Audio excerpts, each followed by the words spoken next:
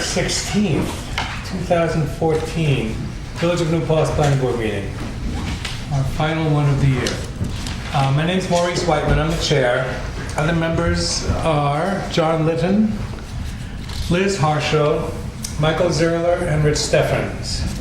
The secretary is Brogan Rose O'Donnell, and the village planner, director of planning and other things, is Bren White, not formerly known as Bren Jones in my, and our village board liaison, Mr. Rocco, is there in his resplendent red vest. So we have no applications on the agenda tonight. We're going to be discussing a few, there are two things that were referred to us by the village board, and we've got some minutes, and we have an ongoing discussion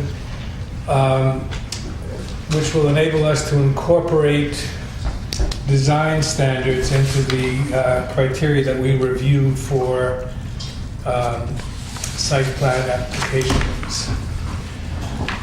And so the agenda said discussion of design standards, then discussion of proposed law amending section 157.17 for the construction of sidewalks, discussion of proposed law amending chapter 129 housing standards, and we're going to be adopting some draft minutes from the last two meetings, November 18th and December 2nd. Is there anybody that has anything else they'd like to talk about tonight? We can add things later. Okay, so I've asked Bren to lead our discussion about, I'd like to make mention that we have some visitors from the, Don, I'm sorry, can you please tell me the name of the board? Sure, it's the Environmental Policy Commission. Environmental Policy Commission of the village here watching us. And if there is at some point in the evening, I'll be for like 2 minutes or less. That's fine. Take on a question. Okay. Do it, yeah. So I've asked Bren to lead the discussion. Bren has given us some other code snippets that other municipalities are using as a way to start our conversation of what we would like to include in our code. The floor, Madame, is yours. Thanks. So last time we talked about this, we talked about the word theme came up. And I think that we don't want to use that word because I don't think New Paltz, and correct me if I'm wrong, should be themey. Well, the theme is no theme. Right, same as New Paltz. So I think more than telling us or saying in the code what we want exactly each building to look like, I think that we want to talk about quality of construction and things like setbacks can be discussed. Streetscape certainly makes community better, and other things like that. So I went through a little bit of the stuff that we discussed last time as well. In Casnovia's book, they talk about construction materials being natural in appearance, and I don't know if that's something that we would want to go with. But also I liked buildings should incorporate or reference architectural forms and features found within the village.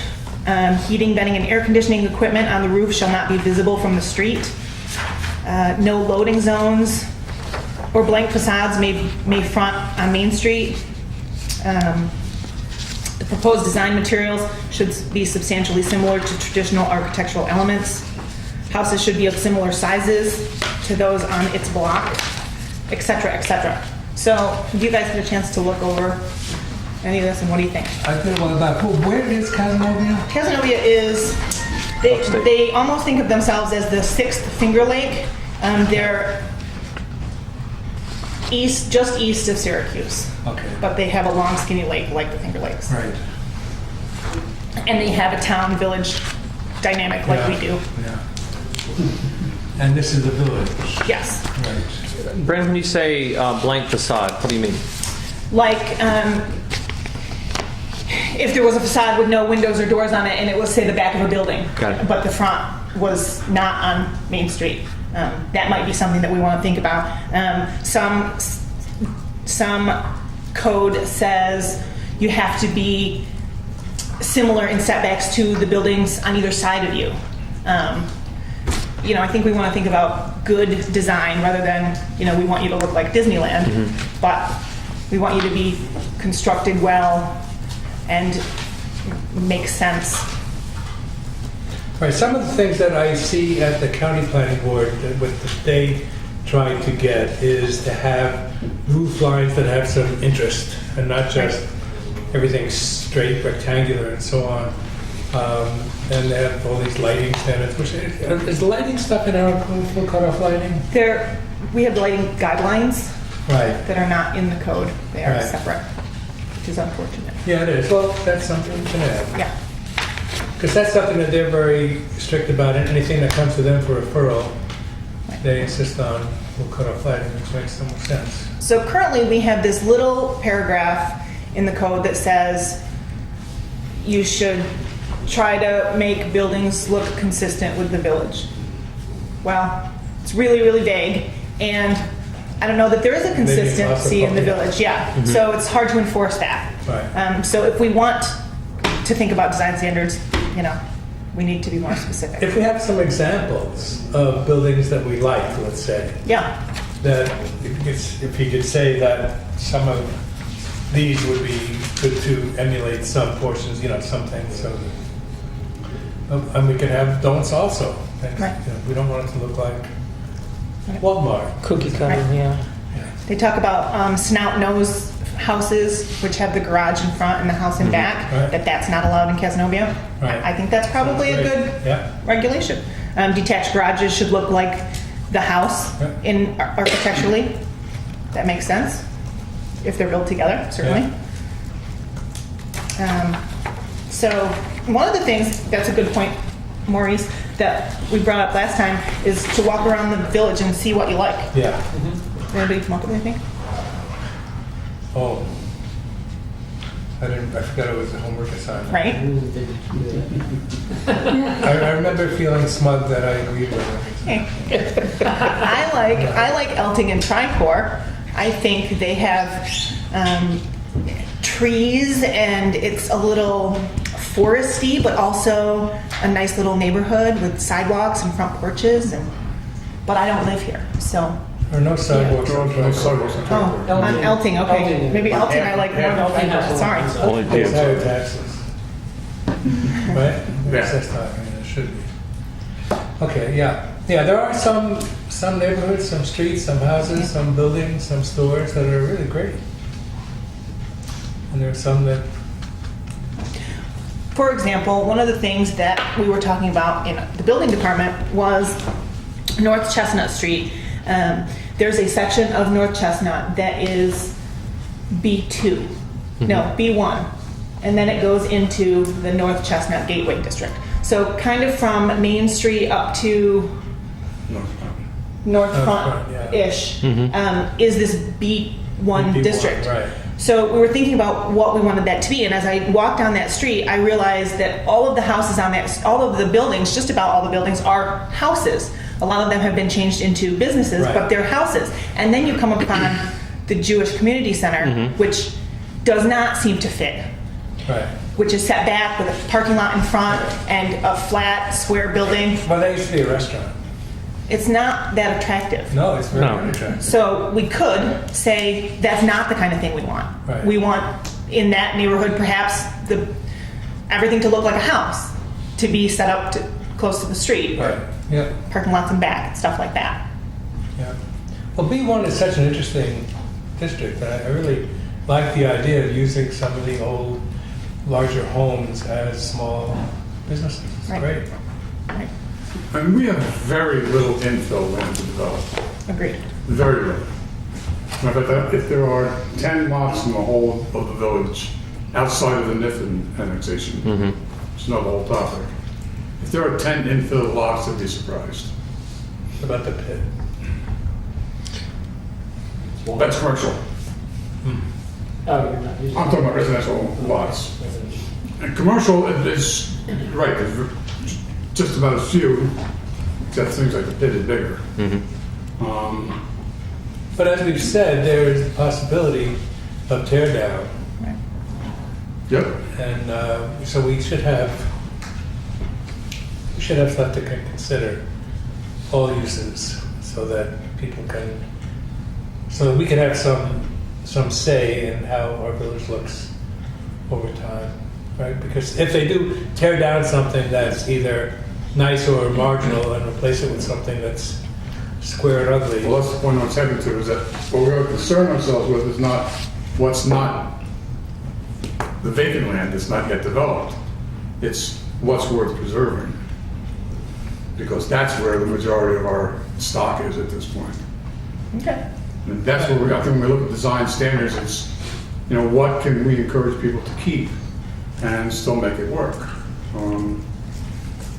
The one zone you speak of is a good example, because how do you make something like the old Melly Hayes Academy building? Theater? What's Melly Hayes Fair building cost? The one across from Barnaby's there, the big red one. with- Right. Oh, yeah. Right. Yeah. How do you turn it into an office building and make it work? Yeah. When you can't make it handicap, the ramps would be, a mile long to get you up to the front door. So do you tear that down? I mean, that'd be a shame, it's one beautiful building. Yeah. And we're somewhat handicapped with though. We're somewhat at a disadvantage with these older buildings that they do not fit to do ADA standards and stuff like that that we have. Yeah, they can't. I mean, even the interiors of them can't fit. Right. So what happens in the case of a landmark preservation area with buildings that cannot be made ADA compliant? Is there such a thing? I mean, can that be gotten around? Yes, in some instances. In other instances, you put an elevator on the back of a Right. 200-year-old building. You're saying, right. And same thing with historic preservation commission lands, committee lands? Yes. Okay. So, all right, I'm sorry. Carry on with Zenobia. So, I guess I want to figure out what you all like about the village and what we want to keep. What do you mean by that? What kind of development, for lack of a better word, do you want to encourage? I mean, right now you have a good point that a lot of our village is built out, but tear downs and remodels could happen and have crazy outcomes. Right. Well, we have the situation on Main Street where there is a hodgepodge of styles in our downtown, right? And that's only going to continue, really. And it's okay as long as each new building or modification has good taste and fits other guidelines that we can enumerate. Yeah. So how do we Yeah, that's decide what do we think is good taste, and how do we put that into words? That's why we pay you, right? Okay. Okay. Yeah. Well, actually, it might be worth looking at residential and commercial separately, whether places where districts where they overlap. But one of the things a couple of the things that I noticed in here were, for instance, one of the towns, I'm not going to remember which one, they have specific do's and don'ts, and they have photographs. Yeah. And one was like no trademark buildings, for example, which seems to me and one of the easiest ways to get around this issue of chain stores and that sort of thing, particularly the ones that are going to impact visually as well as potentially economically, but certainly visually, and that puts the onus on them. And there are plenty of examples of chain stores that have come into towns where they have constraints like that, and if they decide they want to be there badly enough, then they'll conform to it. Right. So I think that kind of thing is really good for commercial stuff. I actually think that one of the things about New Paltz that works is that a lot of the architecture has grown organically, and in many cases, not all cases, but in many cases, it really has, is what provides a street like Elton Avenue, for instance, gives it much of its character, is that the houses are not all the same size. You've got larger buildings next to smaller buildings, you've got buildings, houses closer together on one side of the street, larger lots on the other side. And that's really, that, although I don't know the time period in which they were all built, but they were obviously not all built at the same time. And that really works. And I think Main Street, by and large, works pretty well architecturally. I mean, there are other issues like the sidewalks are too narrow on one side of the Right. street, but not sure we can do much about that. So I find it really tricky to come up with residential design standards that deal with architecture. I think it's better to do some of the illustrative things they do in some of these, where they talk about setbacks and where you'd like houses to be located in relation to the lot and in relation to neighbors. I think that including those visual features is really helpful in design standards. Okay. The example in the Farmingdale guidelines were really good. It's a much larger city than Right. we have, but some of the examples they give are really good illustrations for us to find analogs for here, I think. I don't remember the other one the one that had the do's and don'ts. I don't remember which one that was. I feel like it might be Skinny Atlas. Yeah, but that one is the black and white. Yeah.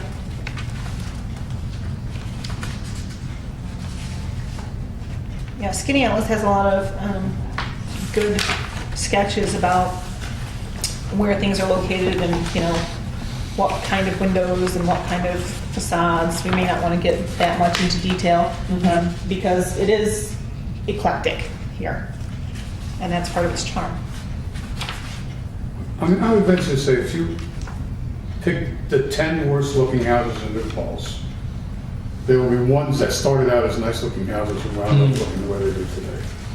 Because people added on, subtracted, did whatever to do that. Took beautiful front porches and made them into extra bedrooms. Right. With parking lots in the front yard, with front landscaping. Dumpster. I mean, that's why I think, what we really have to focus on is not what's going to be built. Because frankly, Lloyd Wright would never have built the Casanovia's suggestions here. I mean, stuff, those garages sometimes do work. I have seen designs where they do work. In most cases, they're done on cheap houses and they don't work, but cheap is cheap. I haven't seen anything that's cheap that really looks good. But I think what's real important is to save these features that we do want. I mean, look at the buildings across the street from this building. This is a row of the nicest houses. Yeah. True. And it never gets brought up as such. Why? Because it's across the street from this. And it's a B1 district. And it's a B1 district, that's right. Right, B1's the only one that has teardown protection, I think, unless the gateway does. Well, it does to a certain extent, Michael, but main core certainly was not a tear down, but No. it's not what was there. It doesn't look very much like It actually looked better than what was there because what was there was an added on Yeah. building originally in 1890. It's a very probably. nice looking building now, but it doesn't look anything like this. Right. But the 1970s version of that old building did not look so good. Right. The 2004 or whatever it is now version looks much better. But there are several buildings along that street that's the same way.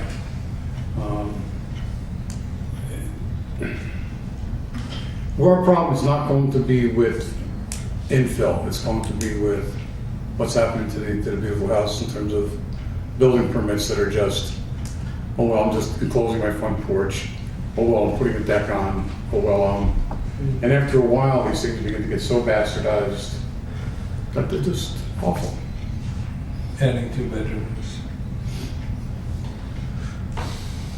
So how do you manage that, do you think? So do we want to separate, out the residential versus the commercial, and then we also want to separate out new construction versus modifications or tear downs. Well, it's often the little building permit that we would never see.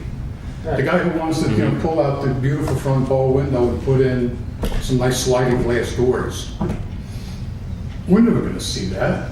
And what design standard do we have? He goes and gets a building permit to change it. So does the building inspector have any design standards by which he operates? I mean, I'm not sure why whatever design codes we put in site plan review can't be referred to by the department as. I don't know, can they be? Right. The building department, the building inspectors certainly look at even things that they aren't necessarily dependent on.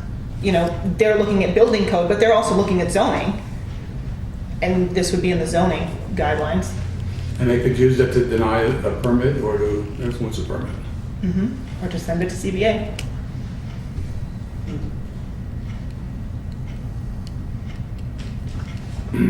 I think that new versus. I mean, I think this is why lawyers make money. Well, There's disagreements like this. I mean, we've had a discussion off several times about where's the only places in New Paltz where you can put a trailer. And Brenda and I disagree. But that's what lawyers are made for. The answer to the only place in New Paltz you can put a trailer. It's the north section of the town or any vacant lot in the village. The north section of the town. Or, Any vacant lot in the village. and that's the killer right there. Put a trailer as in a Mobile home. as in a dump stop. I disagree. She disagrees. What's your take? You can't because it's not an allowed use. So it's not allowed. It's not a use, it's a residence. A residence is it's a type of building. My neighbor's got a $400-some thousand house completely clad in stainless galvanized metal. Gorgeous house, it's been well over $400,000 for it. It's a beautiful house. All galvanized metal.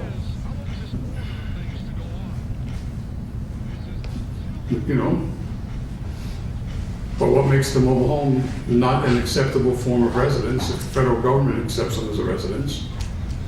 If other places accept them as residences? If most of the state code says zone for it or zone against it, but in lieu of nothing, we have nothing that speaks to mobile home in our code. that I can We'll ask find. our attorney. I will ask our attorney.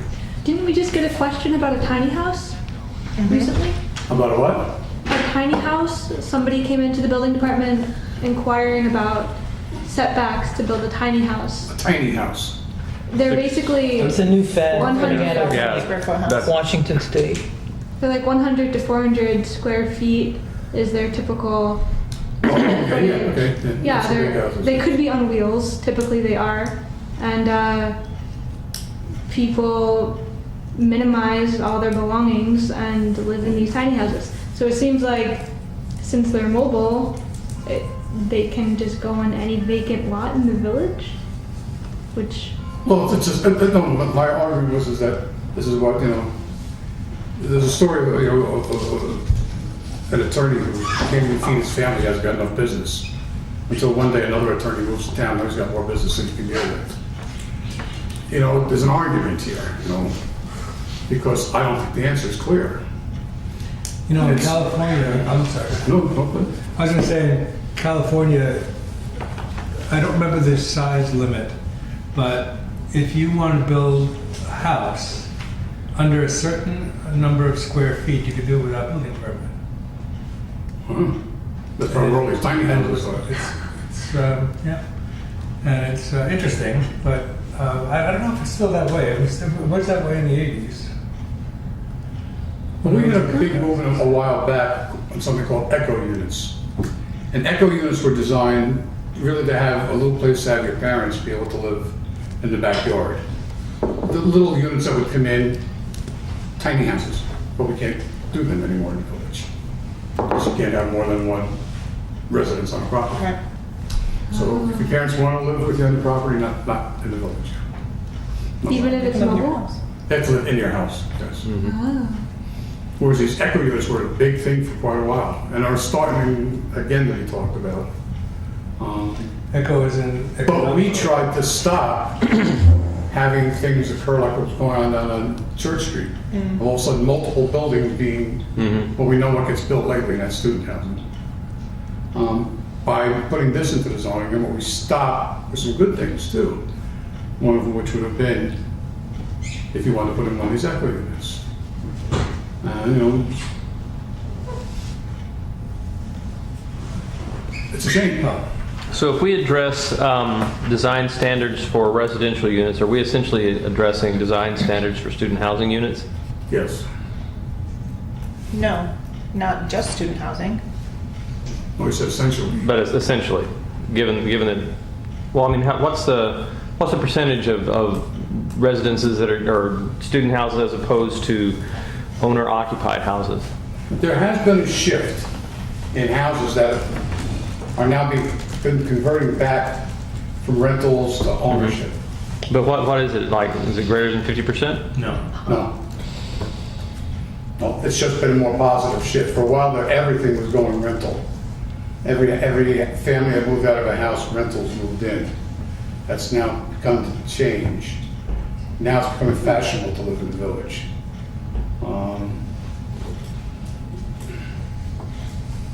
You know, We gained it's- coolness. We're still seeing, I don't know, in terms of new residential units, I think we probably have had more apartments built than anything else in recent years, but, which is a shame. I mean, Mr. Rocco? Mr. Chairman, I think it's the case that approximately 27% of the houses in the village are owner-occupied, single-family dwellings, and there are a very large number, 70%, are rentals in the village. Really? Wow. I didn't realize it was that. I'd heard something like that. I can't remember who I heard it from, but yeah. Approximately 27. Because, you know, I'm not looking at it, I'm just sitting here, you know, I don't have any data points in front of me. So, I'm remembering something. Well, certainly a good portion of your street has houses that are rented, and Yeah. John's Street has a good portion that are rented. Street I'm currently living on, they're all new, so there's still got owners living in them. And if the cost they resell for, they probably never would be rental units. But there has been a fashionable move back to the village. I get a lot of requests from people who want homes in the village. Of course, that's followed by, I don't want it next to a student house. Then they don't want to be in the village. So are design standards typically in these communities, do they become codified or do they sit outside that as guidelines that, I'd like them to be right in the code. okay. And I think that's the best place for them. If they're not in the code, they get lost. Right. We can't have optional. Yeah. Discretionary. Yeah, no, they're not necessarily, I mean, like our lighting guidelines aren't really, Yeah. they're not optional, but they are not, haven't been incorporated into the code. And, I mean, I guess what I'm sensing is that there's content, there's also sort of how do we get to create design standards? Is this something that you're working on, or? Yeah, I can do it. No, I mean, I wasn't clear. Will and I. Or George and I. This is something like the village board wants design standards, or you, okay. I guess I don't know the history of. The history was that it came to us by a village board member asking if we thought that it would be good to have a design review committee, Right. something like that. Oh, okay. And I thought that, I asked what would their basis be how would they, Right. what kind of leverage or strength would they have? And they said, well, they would have to have it in the code.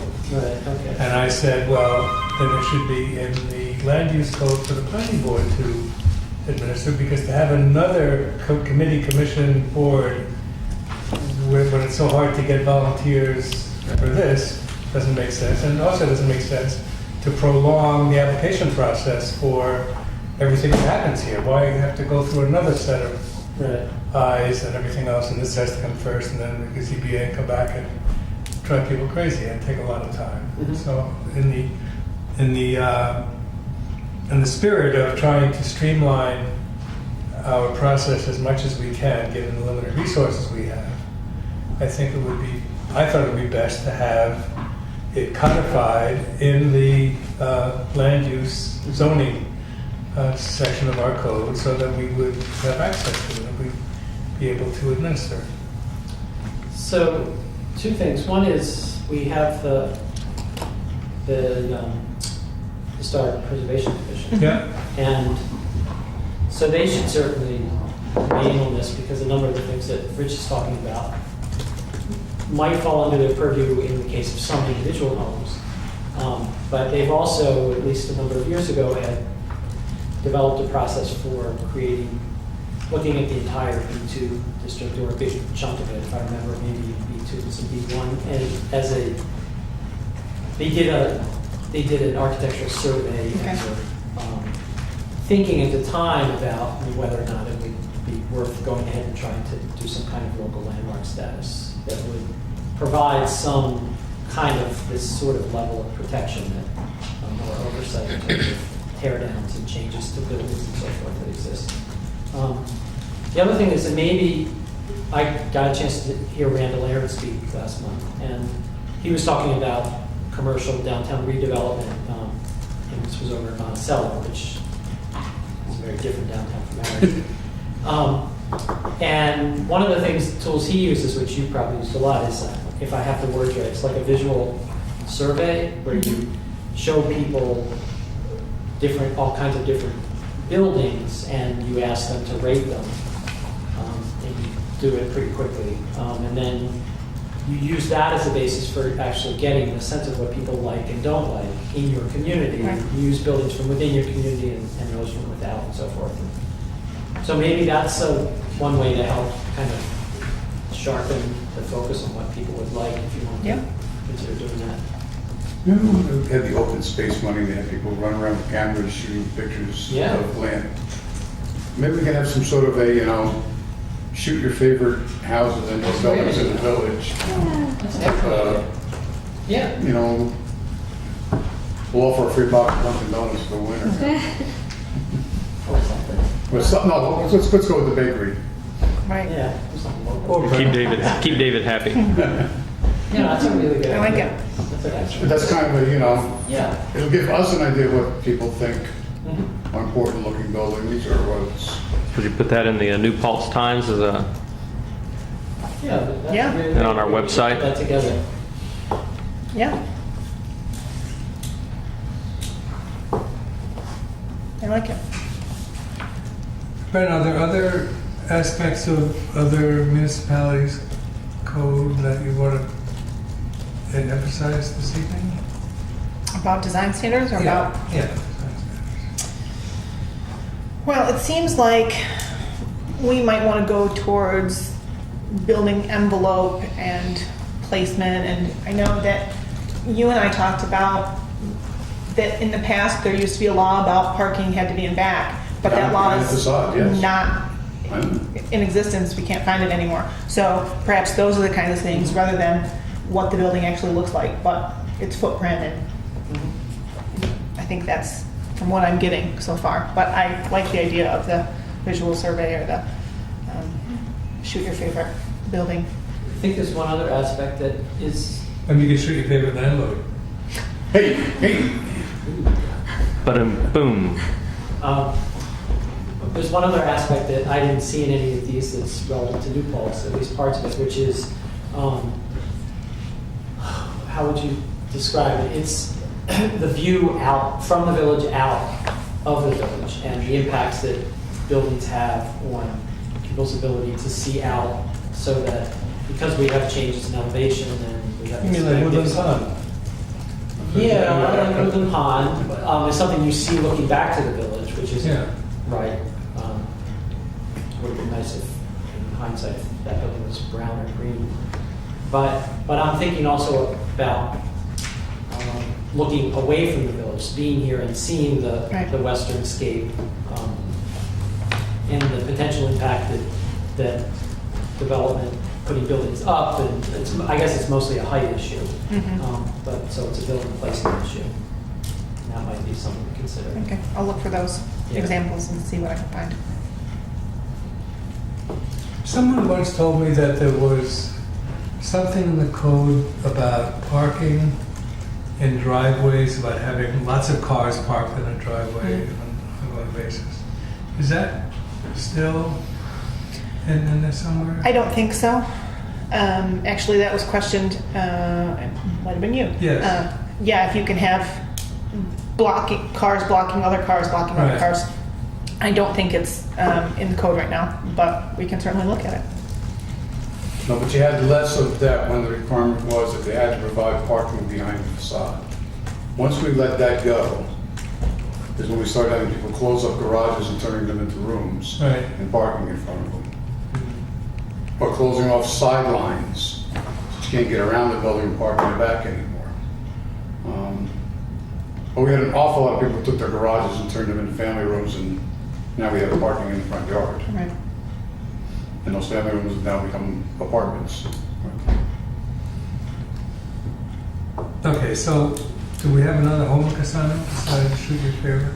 So you failed on last week's Well, I homework didn't assignment. have- Yeah. You know, you have to bring, come here, something to bring home to my mommy, so. All right. I like the photos, so you guys should be the first 5 to shoot Okay. your favorite building. And where do we email those to? Planning at villageofnewpulse.org.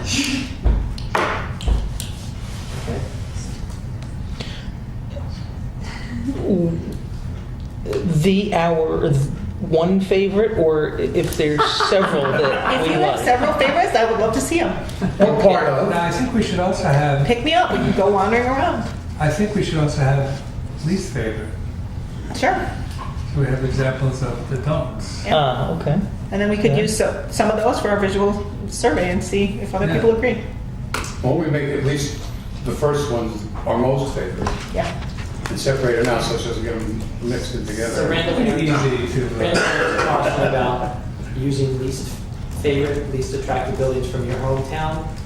Do you offend people? Yeah, you kind of offend people, so he always recommended going out of your out of your community to choose your least favorite. But just what if you I don't like it. care if you offend people? and yeah, My mother said if you go out in public looking like that, you deserve every picture.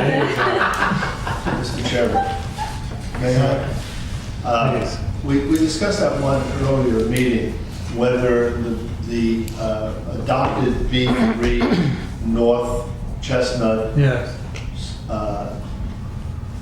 Gateway area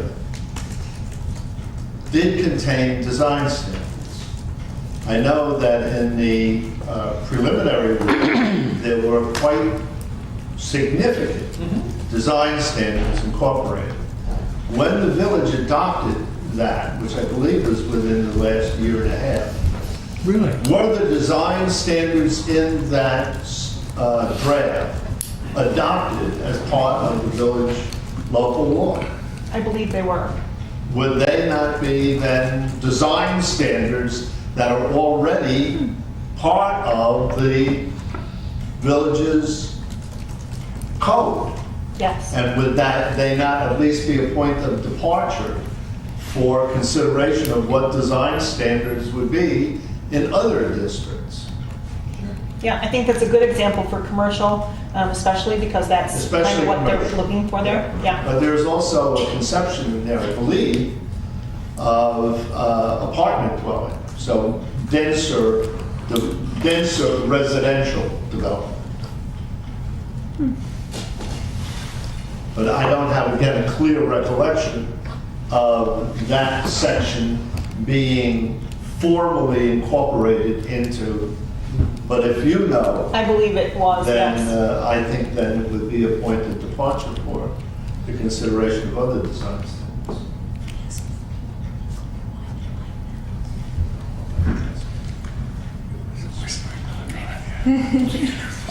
Back to the most favorite house. Yes, ma'am. Are we limiting it to residential?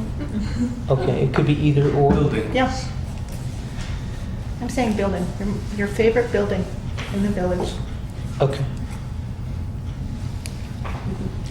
Your doghouse, if you really like it. I'm gonna send some least favorite too. All right, If you're offended, I'm You will. apologizing in advance. all right, thanks.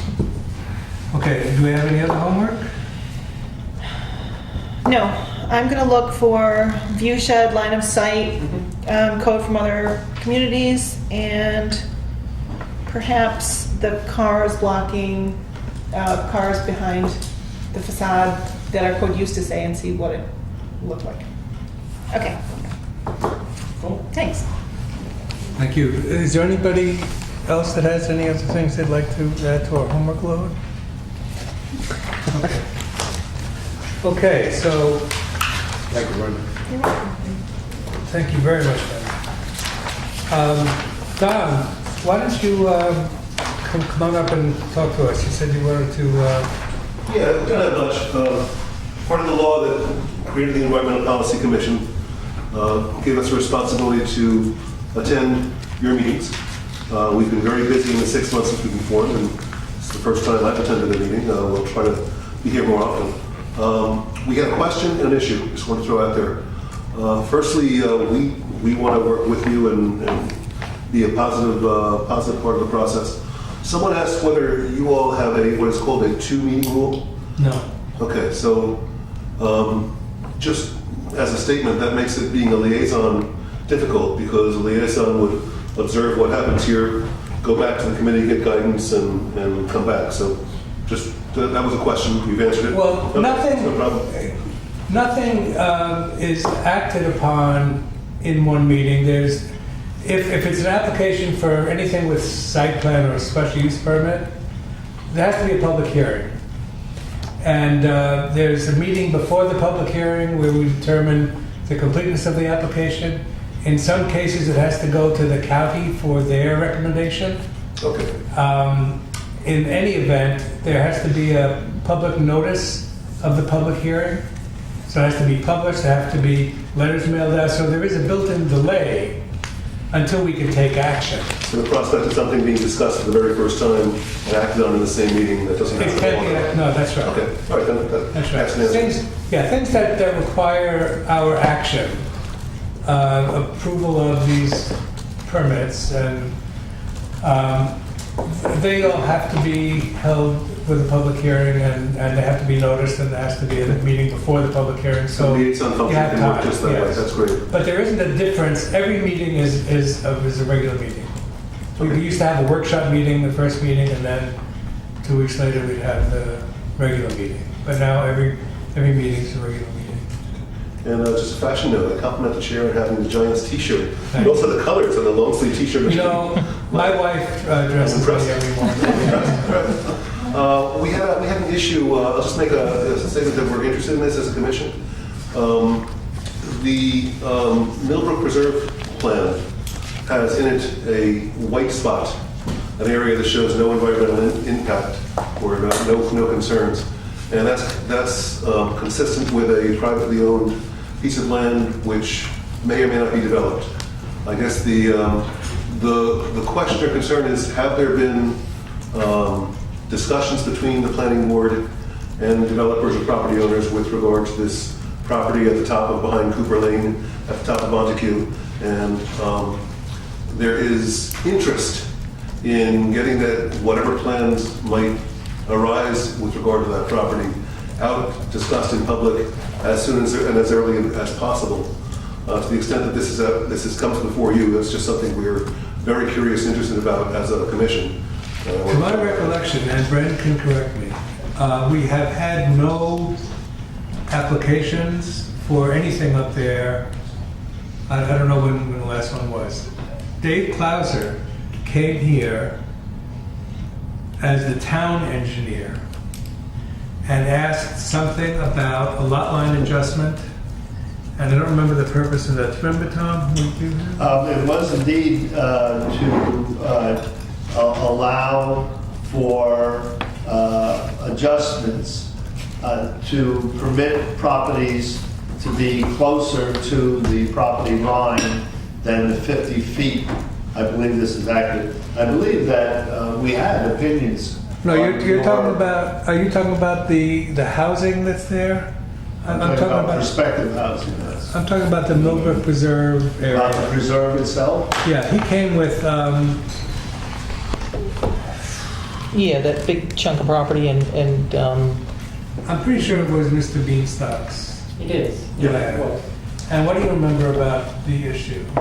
he raised the point that there's been some conversation between the property owner and the town about,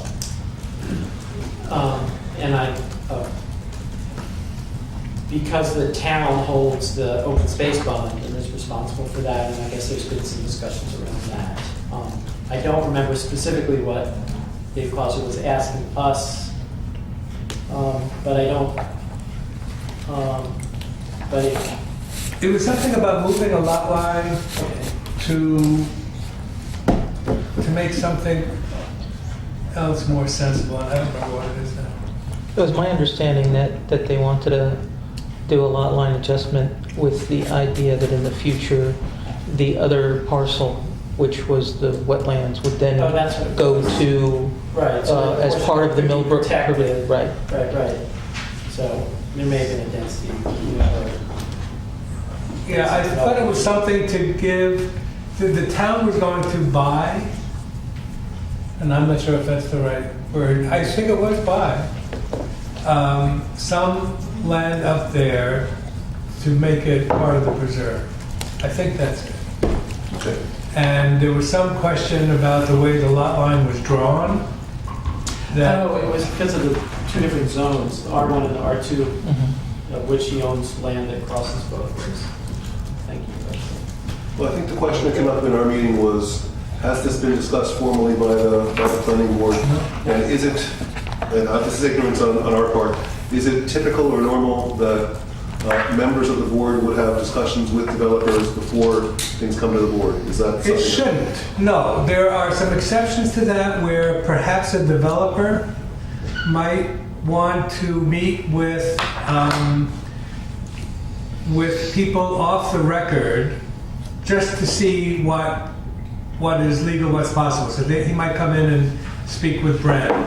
And we had a developer who wanted to build something in what's lovingly called the Pit. And we spoke with him, and I suggested that he meet with the county planning board to get their ideas of what now they had big plans for a thing that would require such a large variance that it seemed very difficult to get by. But we had some offline meetings with them, just conceptual. And I kept pressing them to say, I can't do this anymore, this has to go public soon. So, but he wanted to preserve his bargaining power with the landowner, so that if he came out right away and said he wanted to do this, then the landowner would say, well, then, no, this is now a $2 million lot, not a $500,000 lot. So something like that. But there may be some offline meetings that that happen with developers, lawyers, something like that. But almost nothing we take action on can be done in private. Everything's got to be in public, noticed, and on TV. And without getting down to that, if there's information that is knowable, we'd like to know it and have the public know it as soon as possible. That's all I'm saying. We also, yeah. Okay, great. I mean, anything with Millbrook Preserve, we're all pretty sensitive to that. We want to make sure that stays a happy place for us. So we're on the same page. Yeah, oh, I see. Okay. So thank you very much for receiving me. Thank you for giving me some time, and we'll see you again. Thanks for coming. Okay, so are we up to sidewalks?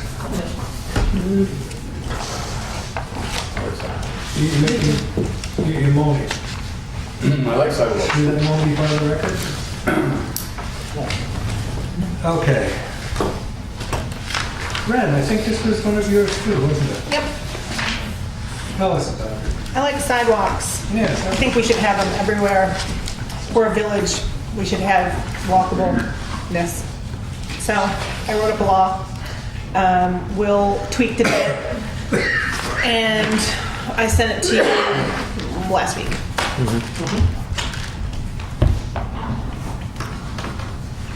And is that one that George sent you comments on? Yes.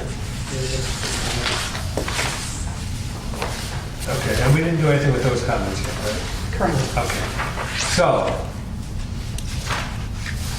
the law says, the revised law,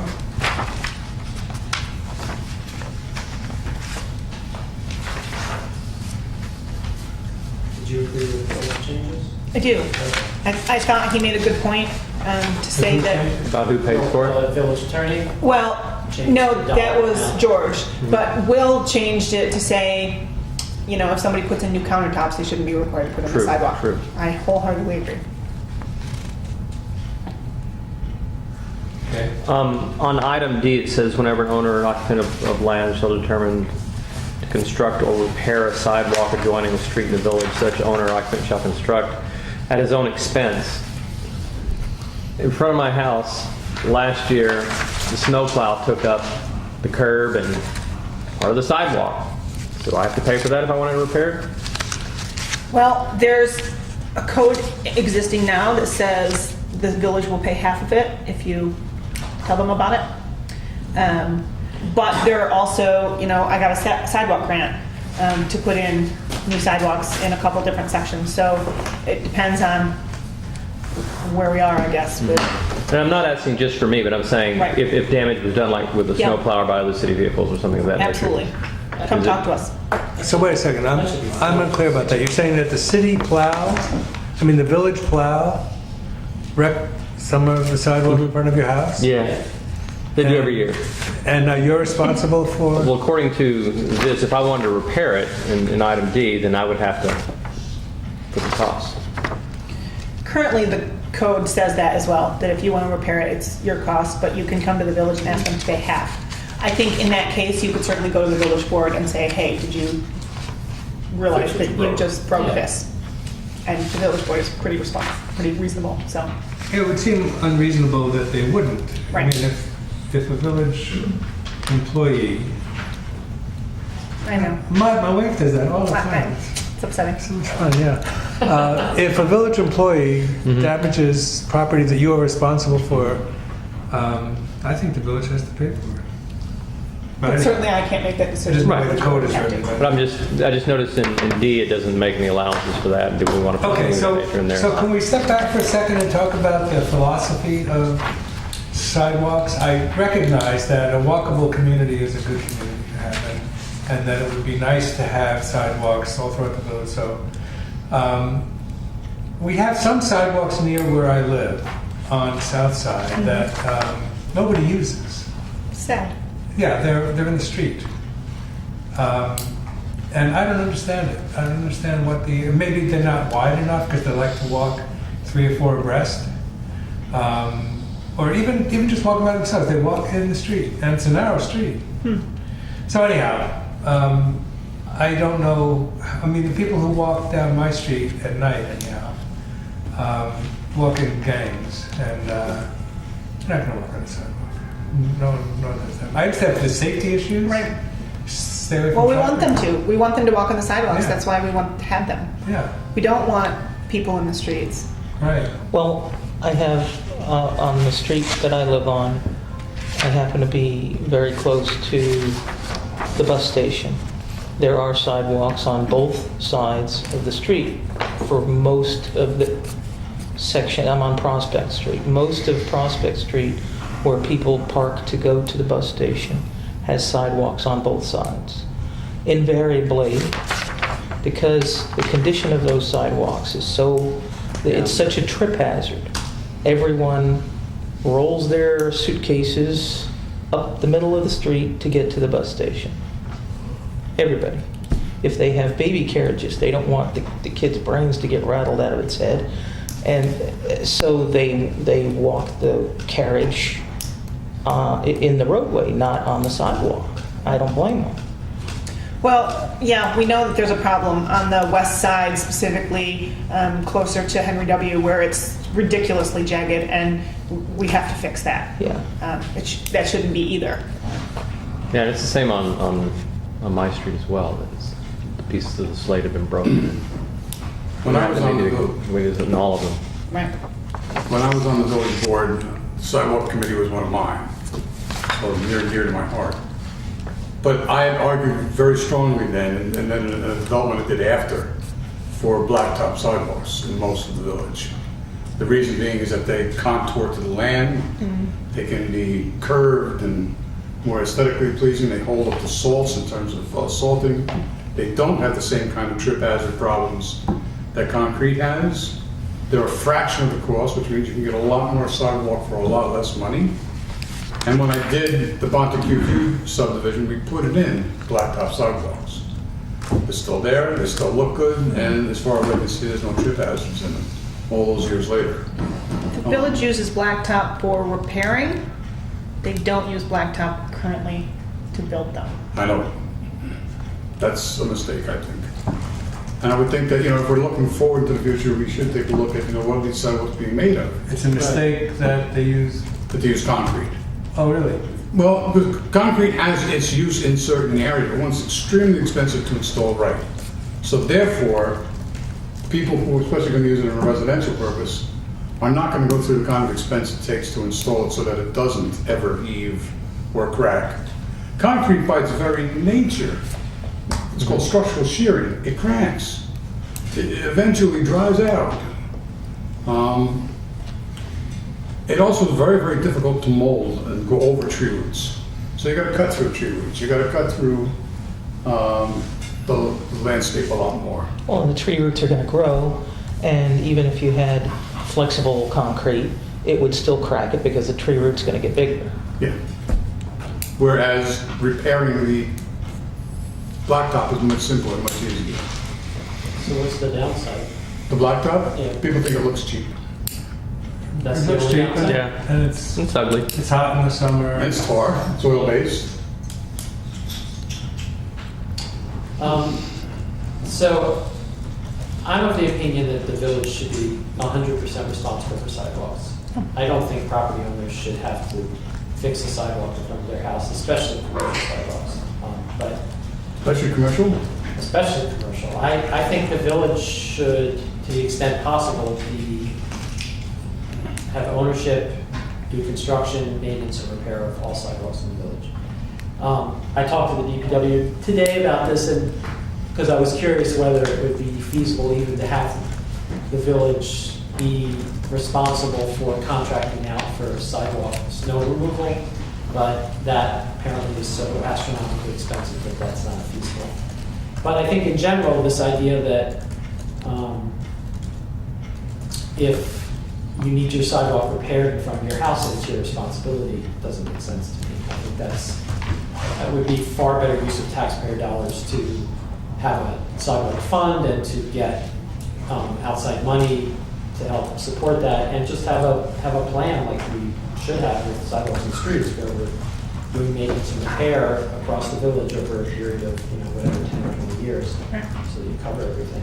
The problem with that, I think, and the village board would know better than me, obviously, but is that we don't have the funds for it. So there are sections of the village that don't get sidewalks because we can't do it. And many homeowners would say, we don't have the funds for it. Yeah, I mean, there are sections of the village that don't need sidewalks. You wouldn't want to put sidewalks on Huguenot Street, but north of Mulberry or north of the historic houses. For many years, I lived on a section of Village Street that had no pavement. It still doesn't have any pavement, never mind a sidewalk. The last 100 feet of Grove Street is a dirt road. It's a village street, but it's a dirt road, mind you. There's no sidewalks, not even room for sidewalks if you measured out a 26-foot wide easement. Why There's would, another small section of Pencil Hill, which is a dirt road, it's not even a paved street. But we take recreation when we talk about development and new lots, when we have a recreation fee that we used to develop recreation facilities, so the homeowner, we're doing lots, we put $1,500 up in that. Yeah. We could do the same thing with sidewalks. You have a per lineal foot sidewalk fee. Yeah, that might be one way to begin to develop a fund. Why would you do it on Huguenot Street specifically? Because I think it would completely alter the character of the street, and the level of traffic on that street is low enough. People use it as a linear park. I mean, people come from elsewhere and they park in nearby places along or near Huguenot Street, and then they walk the street, they bike the street, they push their strollers on the street, they ski down the street, and they're rolling, their road skis and walk their dogs and all that. So I don't think that, given that the whole street is part of the Stark District, I think it would. So and that's just an example. It happens to be near where, so I'm on that every day. But so I mean, there are places where you don't. On the other hand, like Henry Du Bois is like crying for a sidewalk. Yeah. So, That's what they do. But I mean, I don't know. My point was not so much, you could eliminate some percentage of the village where you don't necessarily need sidewalks, because I think that's relatively small. But I think imposing this on business owners and homeowners is a problem. I mean, there was a business owner who wanted to convert a laundromat to a shop a few years ago, and she opened her chocolate shop, and she was in a position where the planning board really wanted her to put a sidewalk in, and it was a battle because she didn't have the money. And I talked to her a couple days ago to find out, how she felt about it, and her position was, I'm not opposed to the idea. In fact, she'd like a sidewalk in front of her shop with, a curb cut for people to go in and park. But at the time, she didn't have the money, and so ultimately it was agreed that she didn't have to do it then. But she was of a mind that maybe I could do that a year after or a couple years after if the business was successful, or maybe the idea that Rich is talking about, that certain developments put money into a fund that the village then can use, and the village can be responsible for going out to bid and doing the necessary work. Because the other problem is if you have homeowners doing this, you're going to have I know they have to abide by certain standards by the building inspector, but it still may not be. Back to the design standards. Yeah, No, that's not design, that's Yeah. construction standard. it's a construction standard. And we do have those. Yeah, That's so, easy. so that part's, okay, so that's not really an issue. Okay. I see them as roads and sewers and water. I just think they're an infrastructure that the village should be responsible for. The other problem is that the village does get sued on when people get hurt. You want to make sure they were built properly. So how are you going to, Well, the take some sort of, same way that we are sure that buildings are built properly, we, Yeah, we inspect you them. give us design standards, someone come out and inspect the construction? Yeah, the building inspector oversees it. yeah, Well, they do that now. yeah, Yeah, they do it already. On these sidewalks? Yeah, Yeah. yes. Oh, absolutely. okay. But So that's good.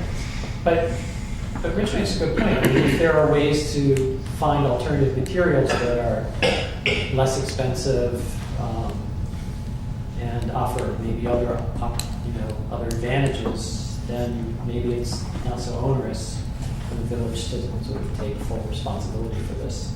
Sony just put in a blacktop sidewalk. SUNY did. Yeah. Yeah, they make a lot of sense, mainly whole- because they're safer sidewalks. All of SUNY has blacktop sidewalks now, Oh, and we've gotten complaints about them, What are the complaints? that they're ugly. Oh, they're ugly. They are. So they weren't structural complaints, they were strictly aesthetic. Right. Paint them. My complaint was that they didn't put drainage in when they were doing it. Every kid that's got a skateboard loves those sidewalks. Yeah. you can't. Down you by can't driveway. paint We have no jurisdiction over or- No, but SUNY. I mean in general. You can't change the color of a blacktop sidewalk. Oh, no. Okay. Black is black. Hence the name. They're called blacktop for a It's reason. oil. Oil and chip. Okay. So, well, what do you think, Liz? About who should pay for sidewalks? Oh, no, I think if it's within the street right of way and the street belongs to the village, then the village should be footing the bill. Mr. Litton, do I The take village should your... pay for it. I think so too. I understand why they would be desirable in most cases, but to impose that on a homeowner landowner. I do think that we have to interject into there, except for when it comes to developments. Well, of course, yes, anything new, yeah. But you know, I'm not saying the lots, I'm talking about developments. You mean within the development? Yeah, someone's going to be putting in roads, and they're going to be putting in roads, curbs, and sidewalks, Yes. and they're paying for it, as opposed to the village. as opposed to the village. Yeah. Yeah. Well, if it was a development, then the streets haven't been dedicated to the village That's yet right. anyhow. So they have to build them to a certain standard and then dedicate it to the Yeah, it village. just didn't matter whether they were doing one new lot or a 16-lot subdivision, the way this reads, right? Correct. Yeah, no, I Or agree. putting a deck on it. Yeah, Or putting a deck on. right. Yeah, no, a multi-family development certainly is a different beast. Did the village board look at the sidewalk law? Yes, Did they have comments? they liked it. Okay. Like unanimously? Well, it wasn't a full board meeting, Oh, okay. so I'm sure they will discuss it more. So George's comments were structural, and I don't know if they were sent on to Will? I don't think so yet. I can do that. Okay, yeah, because I also noticed the thing, in his comment about C, that just is when the board shall determine, it should be a village board, I would imagine. Yeah. So anyhow, I also just have one other quick comment. Do we know if other municipalities typically adopt these kind of laws? Because sure they do. Yeah, it's pretty common. it is, okay. Yeah. So it's uncommon for municipalities to pay for their sidewalks. In my experience, yes. Well, I don't know the answer to that, Rogan. I don't know how we can find that out, but, you know, this is one of those things that we may be reacting more as homeowners than village officials. Be officials? Yeah, sure. I'm an official, right? Official. Thank you. And, you know, we certainly have and should put our village's interest at heart. But we also care about the homeowners and the business owners. And so I don't know what the answer is, because it can be a considerable expense. This isn't chump change, right? Oh. How much would it cost to put a sidewalk on a 80-foot frontage? It really depends upon the frontage. You could have a shale bank, you could have Yeah. need fill, you could need engineering work. You shouldn't really put in a sidewalk without having curbing. And how much of our roadways have It has to be curbing? curved, yeah. There's a whole bunch of factors that go into it.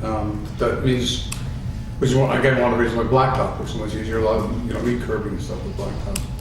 But, you know, as far as, you know, are we working for the, you know, our own individual use? We found out tonight that only 26% of the homes in 27. 27%. Did it go down to Are 26? homeowners anyway, Huh? so. In the hour and a half we've been? I that was said ballpark. 27. Yeah, but did it I go said down? approximately 27. Okay. Well, so, yeah. But I think that for there to be a continuity to it, for there to be it should be a village program, not an individual homeowner program. You know, I've seen in other areas, this is in California, where you were putting in, where you had a law that said if you do something here, you have to put sidewalk in front of the property.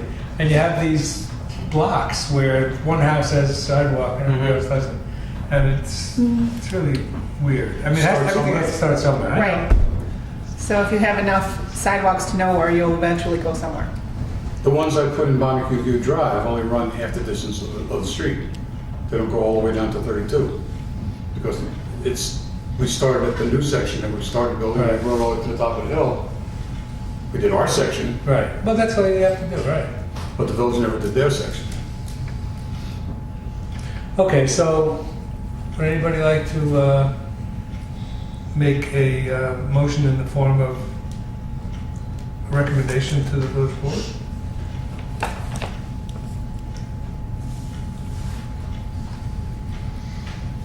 Mr. Zerler? I would make a motion that,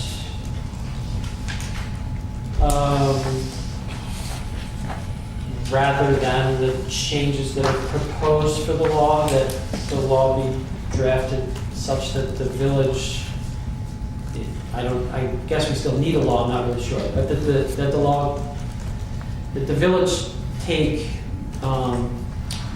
responsibility for sidewalks as part of their infrastructure, that they're responsible for construction, maintenance, and repair of sidewalks throughout the village.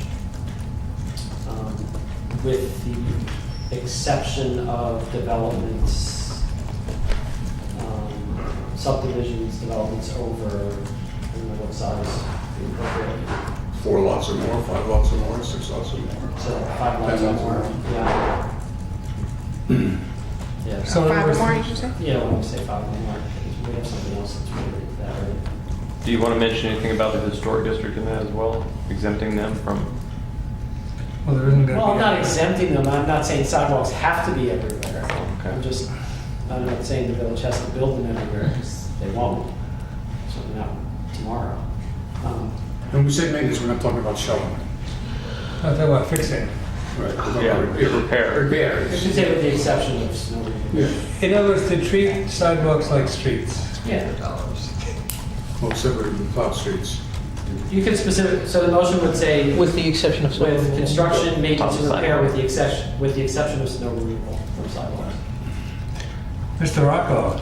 I might just suggest that I know of no municipality where the municipality is responsible for sweeping trash off the sidewalk every morning, as well as for removing snow. In every municipality, including the largest municipality in the nation, which is not far from here, the owner or manager of the property is required for cleaning up the property, Yeah, that's including fine. snow Yeah. removal. That's And fine. I know that for a fact. Yeah. Village actually has or had a sidewalk sweeper, a motorized vehicle that is for that purpose. I don't know if they still do own it. but there's also a law in effect, isn't there, about snow removal being the responsibility of the homeowner? Yeah. Yes. Yeah, it is. Yeah, so flip won't change that. Anyway, so that's my motion. Okay, Brendan, do you think you could read it back to us? Because I lost. Sure. Mr. Zailer motioned that, okay, this is kind of word for word, so I can Okay, adjust it to that's make it. Okay. Mr. Zailer motioned that rather than the changes that are proposed to the law, that the law be drafted as such that the village take responsibility for sidewalks as part of their infrastructure, that they are responsible for construction, maintenance with the exception of snow removal and trash sweeping, and repair of sidewalks throughout the village with the exception of development subdivisions over 5 lots or more. I kind of just threw everything. Is that confusing the way it's written, or that's good?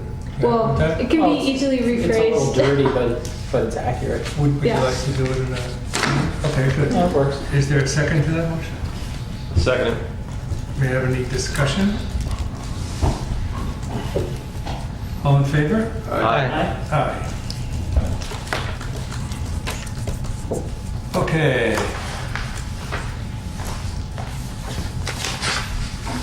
Chapter 129. Yeah.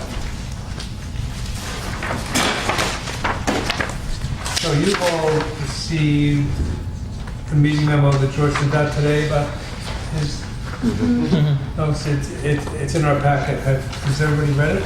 Yes. Okay.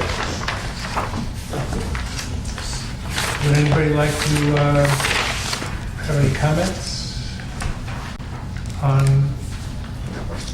the proposed changes or George's recommendation? Or anything else about this?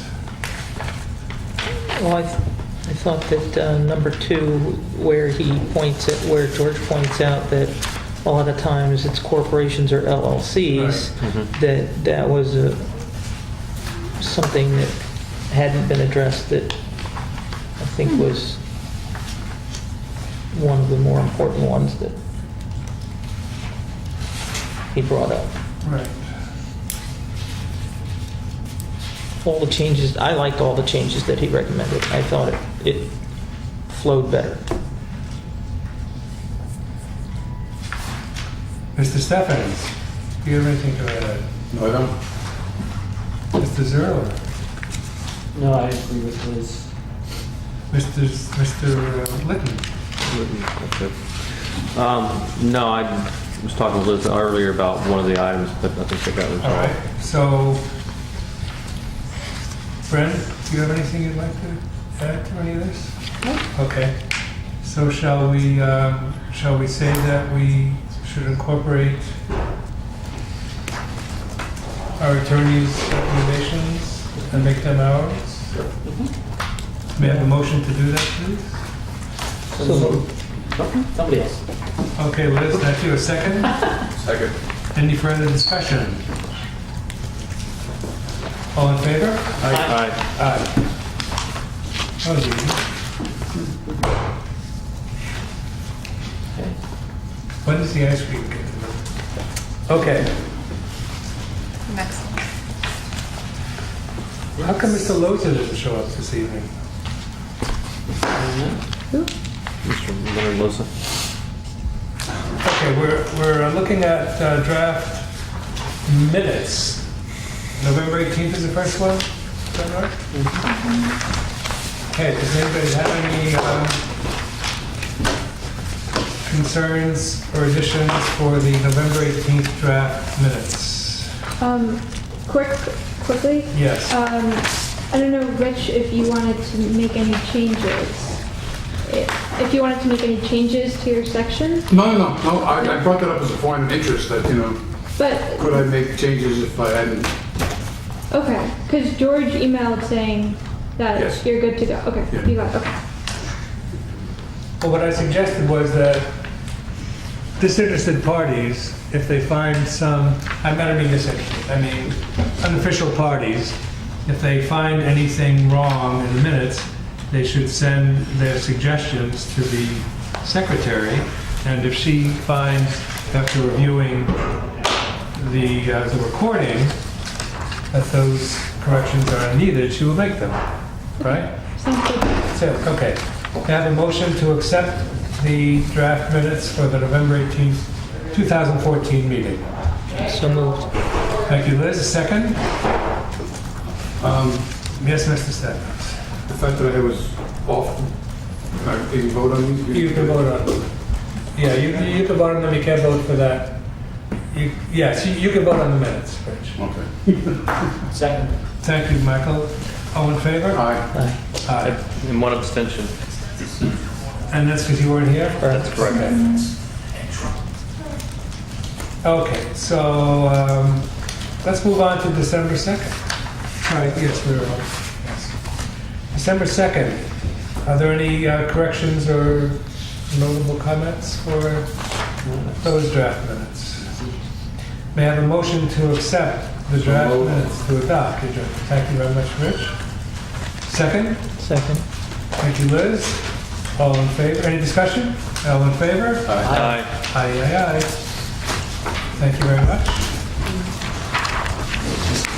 May I have a motion to eat our cake?